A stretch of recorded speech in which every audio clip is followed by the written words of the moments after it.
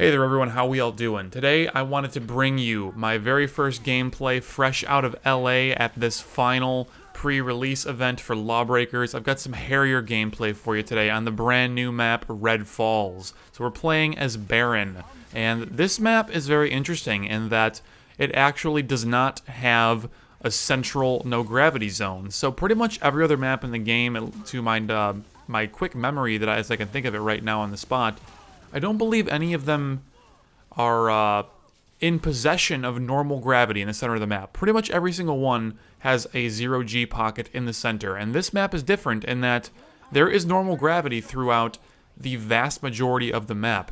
There is only one chasm off to one side of the map on the very edge where there is no gravity as per, I guess, normal for the rest of the game. So it's actually very abnormal that this map is indeed very normal. So it creates an interesting little dichotomy of comparing this map to the normal things. But anyways, let's get back to Harrier. This is the real reason you guys are watching this video. This is a really ridiculously powerful class. Not one that I would call overpowered. This is probably one of the highest skill requirement classes in the game. Possibly the most. This is a really hard one to play, but it's honestly worth the effort trying to get very good at. So your primary weapon is basically a lightning gun. So if you've played any arena shooter before, you already know what the lightning gun is. This is basically that, except one key thing. It's got a lower DPS and a much longer range. I'm actually not sure if it's an infinite range or not, but I never managed to actually cap out the range and not do any damage to people at all. So this thing is a pretty solid just damage per second weapon. You need to have really immaculate tracking to do the maximum amount of damage with it. You can see here that Care Bear Stare ultimate, as Cliffy B likes to call it, on every possible opportunity. Really insanely powerful. You guys are probably going to be a little tilted by it the first few times you die to it on full release. It is a very powerful boss ability, but it's a really fun one to use. Feels very responsive once you understand the ways to move up, down, left, and right while you're in that boss ability. But we'll go over that more in detail once I actually do a full Harrier guide. You can expect that to come out sometime within a few weeks, possibly a month after the full release of the game. Whenever I get around to tryharding and maining on Harrier for a good week or so and really understand how the class plays at a higher level, really understand the mechanics of how it works, what the good combos are and this and that, but we'll get to that eventually. Right now, just the first impressions. That laser gun, super good. Your alternate fire, the right click.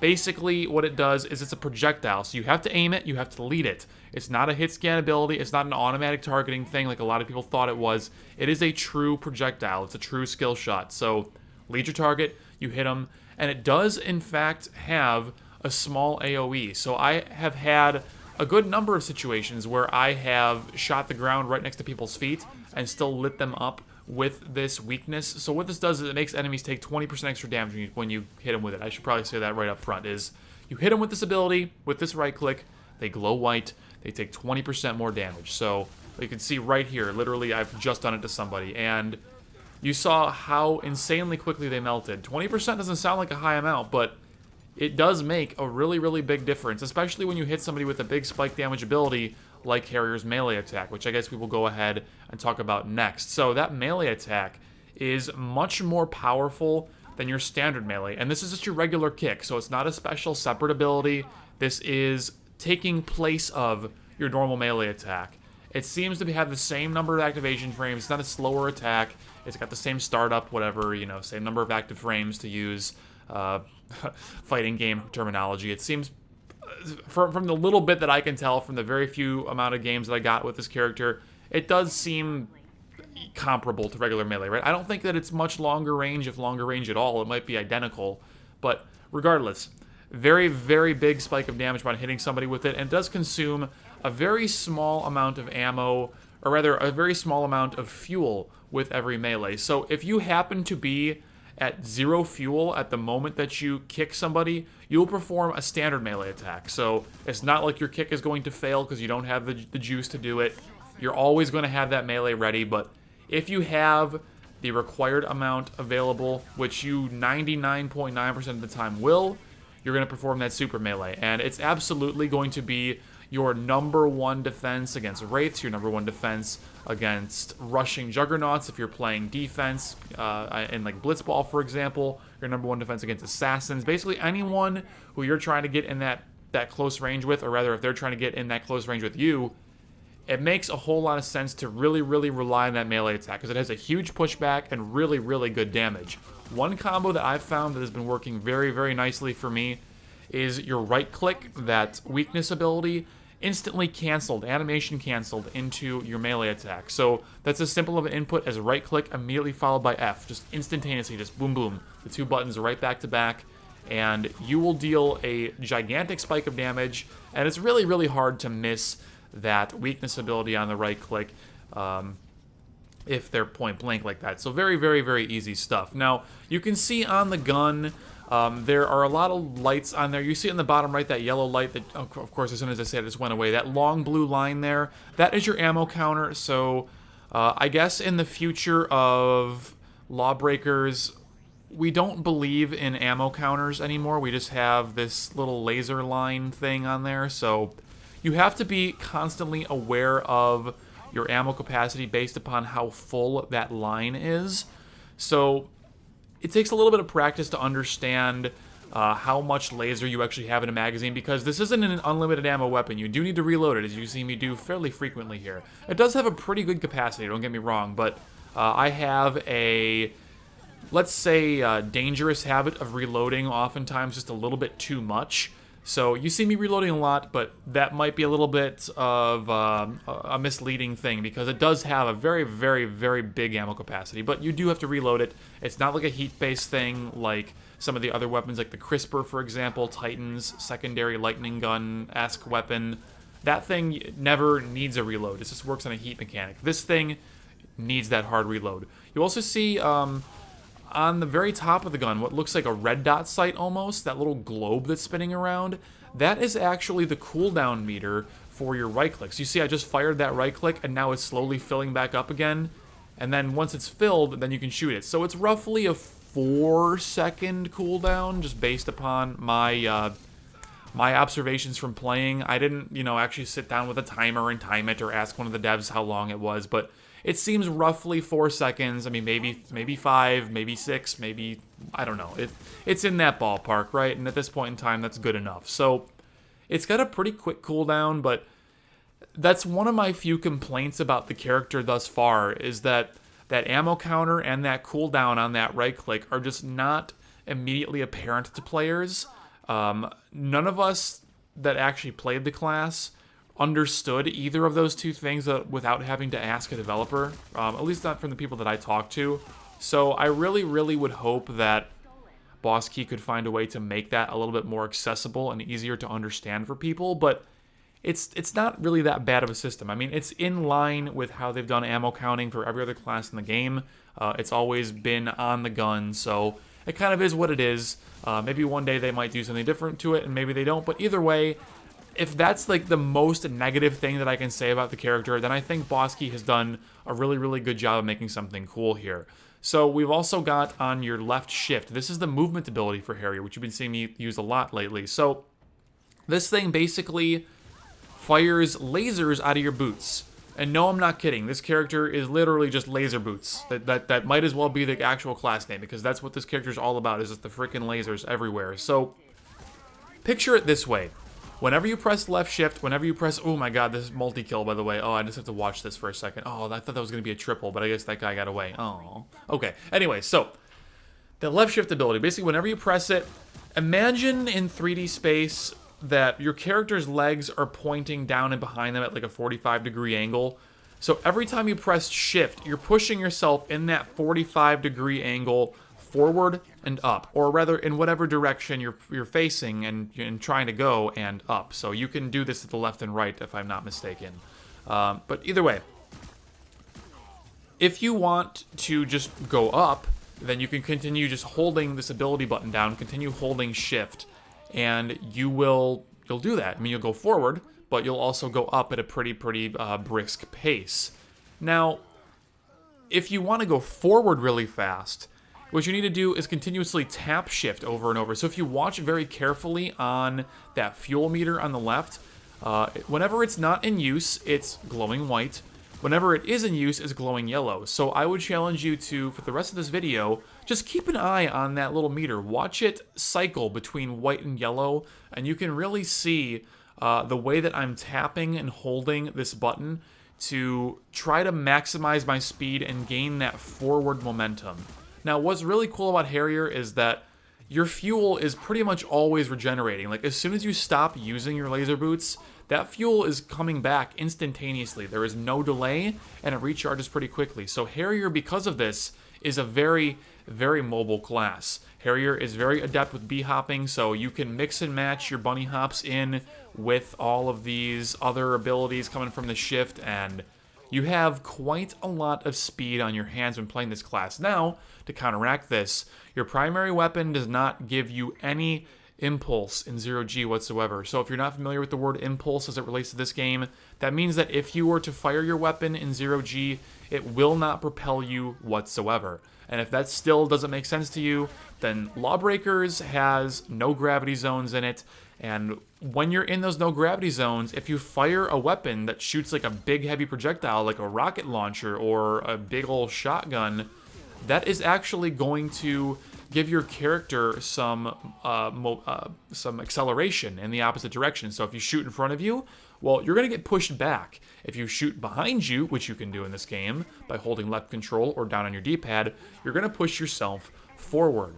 Now, many of the laser-based weapons, maybe many of the energy-based weapons in this game, they have very little to no impulse. So Titan's secondary weapon, which is also kind of a lightning sort of gun, is the exact same in that it provides zero impulse to your character. So you cannot go fast through 0G when using this gun. You have to rely on bunny hopping and your left shift ability, which is honestly not a bad thing. It does not make the character like weak or bad or whatever.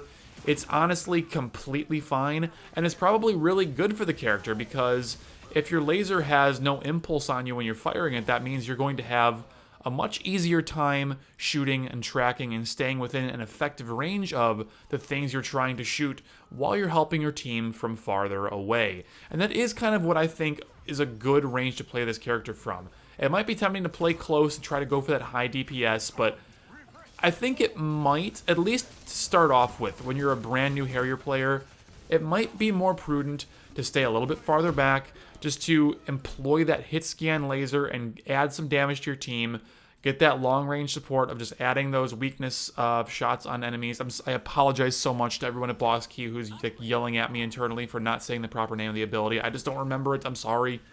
But I think that is a smarter way of starting out with the class, is just playing it like that. Making sure that you're using that healing station, and you don't necessarily have to use it on cooldown, because when you drop it down in the world, it lasts and stays in the world for quite a long time. I don't know if it will ever actually expire based upon a timer.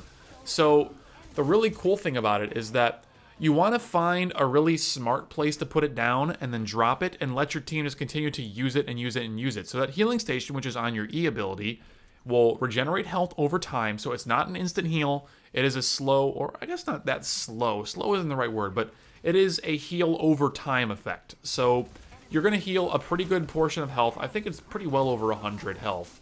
But you do need to pick it up in a situation where you have the time to actually get that health back. Now, if you're taking damage, it will not pause that health regeneration, so you can theoretically heal up all that damage that you're taking from an event of someone else shooting you, and it's all going to end up being kind of a wash, right? So strategies may emerge where Titan players are going to want to rocket jump through one of those healing things, so that way they can get a good 2 or 3 essentially free rocket jumps, and all that damage they're taking from continued rocket jumps is just being slowly healed off over time, and they'll end up being in a relatively equal situation. So that seems really, really cool and really, really interesting. It's kind of one of those divergent uses. You can also do, I'm just going to rapid fire a few more things here because I'm running out of time, and I'm already running over the length of the game, so I'll just put a bunch of, like a couple random more Harrier clips on here at the very end to make this a little longer because I'm talking too long as always. But basically, the main thing here is that I want to go over some basic tips. So I already talked about that right click into melee combo. That's really, really strong. Another big thing with these healing stations is that you can see that little, there's a little meter on them, and you can watch the timer essentially on the health station itself as to when the next health pack is going to be introduced back onto that station. So what you can do is you can time up the cooldown of dropping a new health station with the cooldown of the health station that you already have down, generating a new health pack. And what you can do is wait for that health pack to come back, walk over it, immediately drop a new health station, and pick up a second health pack, and suddenly you're getting the benefits of both of those things. Or you can have two separate teammates getting healed or getting their fuel back, because this health station also gives them their fuel back.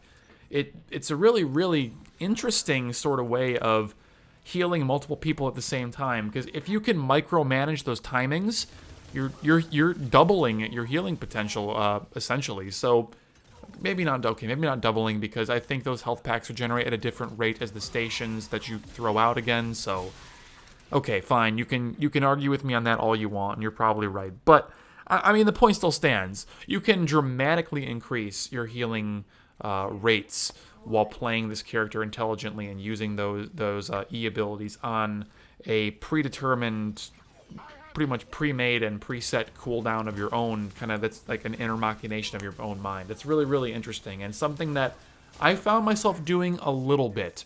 Another strategy that I found with using that health station is to pretty much pick out a lane, pick out just one of those main sections of the map, and drop yourself a healing station that you're just going to pretty much sit on and camp, and you're going to be very selfish. But what you can do is just consistently be occupying that lane and doing consistent damage from a very long distance against targets, and you always have that very consistent healing on yourself. You're always going to be a permanent fixture of that lane. You're always going to be annoying the enemy team. You're not going to be getting any kills this way, but you are going to be making sure that that Enforcer comes into the fight with 320 health instead of 400, which is huge for your gunslingers, for your assassins, for your wraiths to make picks and get kills that they otherwise would not get. It's going to be fantastic for just annoying the enemy team, and that psychological thing of making them just mad that they're getting constantly buzzed by this annoying laser, and sometimes they're getting weakened by the right click, and they're having to constantly go back for health packs, or they have to run their own battle medic just to keep people's health up. It's absolutely a very value thing that you can do as a new Harrier player. Now, is this going to be a divergent strategy that ends up being like a meta thing to do, or a high level thing that's seen in tournament level play? My gut says probably not, but I mean, who knows? I can't predict the future. I'm not gonna go out and predict the game, but you know, my assumption would be it's probably not gonna play out that way at a high level, but I think it is good enough to be worth exploring and figuring out for yourself if it is indeed a truly powerful and good strategy. Otherwise, I would just say, remember that your boss ability regenerates every 75 seconds, and that is uniform across the board, besides Juggernaut, who just always has his ultimate, so it kind of doesn't count. So make sure you're using that as often as humanly possible, because in its current state, this Care Bear stare is unbelievably powerful. It does an absurd amount of damage per second. It will melt through entire enemy teams and wipe them faster than any other ult in the game. Gunslinger's boss ability, his ultimate, is something that I thought in this last beta to be by far one of the most powerful ultimates in the game, just in terms of sheer damage output and team wiping abilities, and this thing kind of beats it. You might be a little bit less mobile while using it. You might be a little bit more of an easy target to shoot out of the sky, so I will give it that weakness for sure. But if you position yourself just right, you can decimate enemy teams in ways that no other class can, except kind of Gunslinger. So it's really, really, really good, and you should be using it very, very often, because it will shore up your otherwise inevitable lack of kills in your first dozen matches playing this character, because trust me, aiming that laser is not easy. Oh, and one thing that I just remembered I didn't talk about were with your laser shoes, with those boots, if you hold S or you hold straight back on your movement stick while you're using the laser boots, you will stow your weapon, and the lasers coming out of your shoes, which are, by the way, what are propelling you through the world, will in fact shoot in front of you. So basically you throw your feet in front of you and you can laser the crap out of somebody who's chasing you down. And it does a really, really, really high amount of damage per second. And it's a really, really good ability to both A, get away from an enemy target who is hassling you and getting in your face, but B, giving them just a really, really, what's the word I'm looking for? Basically, you're just really disrespecting them by killing them in that way, and it's really, really interesting. What else do we have with this character? I don't know. This is all I can really think of. I think I'm just gonna have to cut it off here, guys. I have been traveling like crazy the past couple of days. I've been very late getting home. I am extremely sleep deprived. I have no idea how I'm as excited as I am making this video. Probably because I'm talking about Lawbreakers again, so my life is okay for these few moments. I'm sure my voice is absolutely hoarse and terrible right now, so I'm gonna go to bed. I hope that this video finds you well and that you are not too upset with me for not having a proper guide content for you, but I literally just do not have time without physically dying. So thank you so much. I will work overtime over this weekend as much as I can to get more Lawbreakers content out for you guys and cover this pre-release event as much as I possibly can. I have a very long interview with Dan Nani, who is one of the coolest guys that I've met so far over at Boss Key. Extremely passionate about his game, and I really hope to get that edited and opened up to you guys as soon as I possibly can here, and as soon as I get the green light from some of the dudes over at Boss Key. So that's what's on the horizon, guys. Let me know what you want to see from this event. I have gameplay of every single class, I believe, except for like Wraith. I don't think I really played much Wraith, but pretty much everyone else I have at least some gameplay of. I have a lot of Titan gameplay. Titan has been proving to be pretty much my favorite character, and I have a lot of games with them, and I want to post probably just a straight up full gameplay, no commentary, just a crazy awesome Titan game that I had. And other than that, guys, let me know what you want to see. Let me know what you want to hear about. I want to make the content that you guys want to see, so give me some pointers and I will do the best that I can with the footage that I have. Otherwise, guys, I will see you when I see you. Off to bed I go. Take care, everyone. Thanks for watching. Have a good one.